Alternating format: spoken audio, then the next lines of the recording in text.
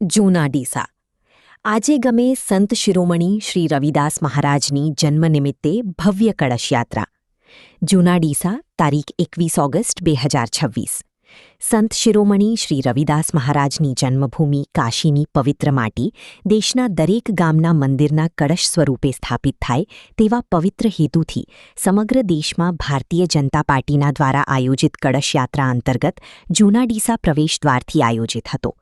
કળશયાત્રાનું સમગ્ર માર્ગમાં ઢોરનાદ સાથે સમસ્ત આજે સંત સનાતન ધર્મના પ્રમુખ દિલીપભાઈ બ્રહ્મભટ્ટ, હસમુખભાઈ મોદી, સુરેશભાઈ પઢિયાર, જૂના ડીસાના સરપંચ અમૃતભાઈ પુનડિયા, નટુભાઈ, રાજુભાઈ, દરેક ભારતીય જનતા પાર્ટીના કાર્યકર્તાઓ માં સાથે મળીને એકતા ભારત માતા કી જય, વંદે માતરમ. આજ રોજ જૂના ડીસા ગામે સંત શિરોમણી રવિદાસ મહારાજની 650મી જન્મ જયંતિ નિમિત્તે જે કળશ યાત્રા કાઢવામાં આવે તેમાં ગ્રામજનો બહોળી સંખ્યામાં જોડાણા એ બદલ સમગ્ર ગ્રામજનોનો ખૂબ ખૂબ આભાર વ્યક્ત કરીએ છીએ.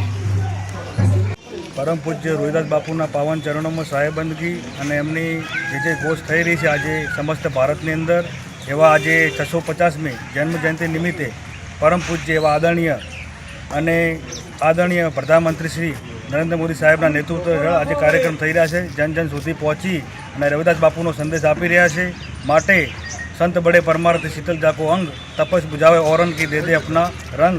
તો આજે આપણે સમસ્ત રોહિદાસ બાપુના રંગમાં રંગાઈ અને સત્સંગ ભજન તરફ આજે વળીએ અને સમૃદ્ધતાનો ભેદભાવ મટાડી અને સમૃદ્ધતાનો સંદેશ એવા રવિદાસ બાપુએ આપ્યો છે, તમામ સંતોએ આપ્યો છે.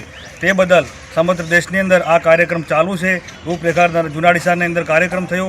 તમામ ભારતીય જનતા પાર્ટીના કાર્યકર્તાઓ, હોદ્દેદારો અને આગેવાનો ઉપસ્થિત રહ્યા.